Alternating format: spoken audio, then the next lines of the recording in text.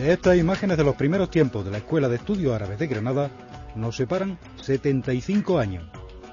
En esos 3/4 de siglo los investigadores de la escuela han explorado minuciosamente todos los aspectos de nuestra herencia islámica, convencidos de que los espacios de conflicto pueden y deben ser espacios de cultura y de que el conocimiento es el primer paso para el encuentro.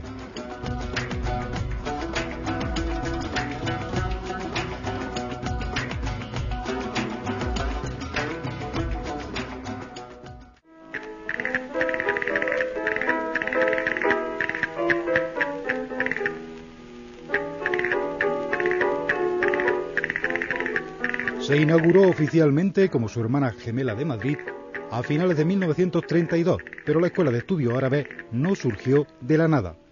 Desde mediados del siglo XIX, diversas iniciativas pretendieron dotar a Granada de un centro de estudio e investigación sobre la historia y cultura de Al-Ándalus, pero hubo que esperar a principios del siglo XX para que la idea germinara. Va a coincidir concretamente con la creación del Centro de Estudios Históricos de Granada y su Reino, a cargo de catedrático de hebreo, también con un gran arabista, don Mariano Gaspar Remiro, que junto con el centro va a crear una revista, y en esta revista se va a dar entrada a una serie de publicaciones muy centradas ya en el papel concretamente de Granada, en el arabismo de la historia de Granada a lo largo de la historia de la España musulmana.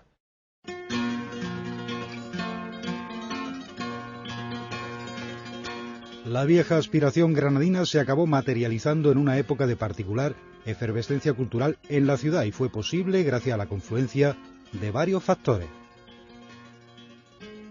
Uno de ellos fue el impulso que la República dio a la cultura y a la investigación, de la mano además de un ministro de Educación tan ligado a Granada como Fernando de los Ríos. Pero el personaje clave fue el arabista Emilio García Gómez, que impulsó el proyecto de la escuela con su bagaje intelectual, sus contactos en Madrid y el entusiasmo de sus 25 años. Decisivo fue también Leopoldo Torres Balbás, pionero de la restauración monumental en España. El arquitecto conservador de la Alhambra fue el artífice de la compra y rehabilitación de las casas del Chapiz.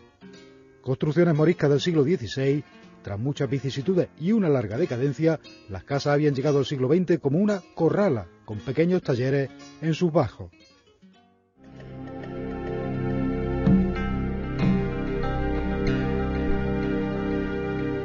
La ley de creación definía como tareas fundamentales de la escuela granadina la enseñanza de las lenguas y civilización arábiga y la investigación científica.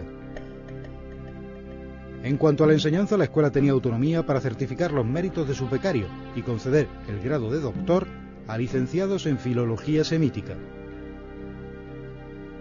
Para divulgar las investigaciones científicas de las escuelas de Granada y Madrid, nació la revista Al-Ándalus, que durante más de medio siglo fue referencia obligada sobre el Islam medieval. El relevo lo tomó Alcántara. Alcántara se creó en 1980 sustituyendo Al-Ándalus, y como la traducción de su nombre indica, el puente, ha sido un paso hacia una nueva etapa. La guerra civil frenó trágicamente el dinamismo inicial del centro. Salvador Vila, director de la escuela y rector también de la Universidad de Granada, fue fusilado. Tras la guerra se creó el Consejo Superior de Investigaciones Científicas, del que pasó a depender la Escuela Granadina. Poco después se cumplió uno de los objetivos fundacionales. La Casa de Marruecos, dependiente de la escuela, facilitó alojamiento a estudiantes del país vecino en un edificio situado frente a las casas del Chapiz, el Carmen de la Victoria.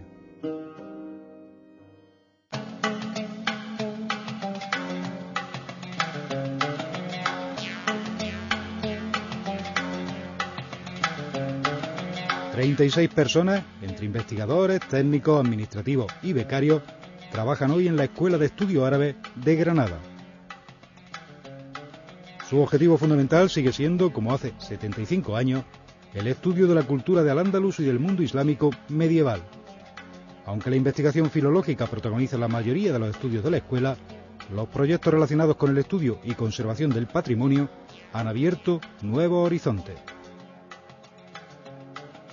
el centro desde hace muchos años viene siendo punto de referencia tanto para instituciones como para otros muchos profesionales que cuando tienen que acometer actuaciones de conservación, de restauración, etcétera, precisan de un respaldo científico que esté contrastado.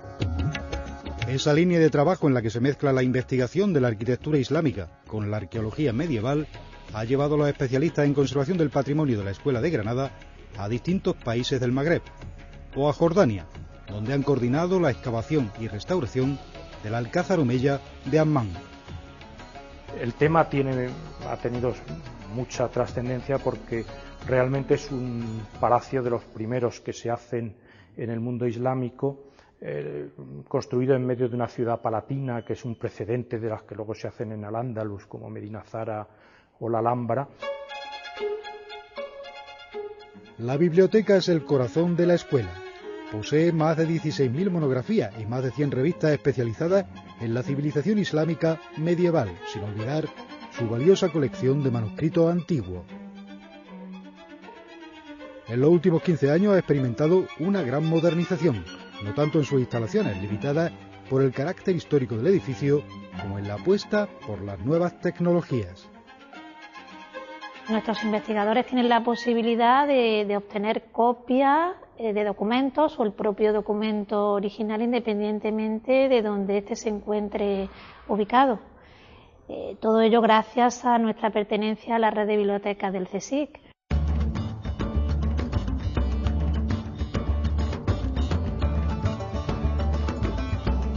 El claustro científico de la escuela ha empezado a definir su futuro a través de un plan estratégico, que parte del enorme potencial que supone contar con un equipo multidisciplinar capaz de enfocar un mismo objeto de estudio, la historia y cultura de Al-Ándalus, desde perspectivas muy distintas, y que es consciente del renovado interés que despiertan en la actualidad los estudios árabo-islámicos. Pretendemos a corto y medio plazo convertirnos en un centro de referencia por el que tenga que pasar forzosamente todo lo que tenga que ver con los estudios y los análisis referidos a esa parte importante de nuestro pasado histórico. Promover encuentros científicos internacionales y potenciar la divulgación de las investigaciones mediante productos audiovisuales son algunos de los objetivos inmediatos de la Escuela de Estudios Árabes de Granada, un centro que siempre se ha proyectado hacia el mundo islámico mediterráneo y que hoy se ofrece como puente de ciencia y cultura para fomentar la cooperación de España y de Europa con la otra orilla del Mar Común.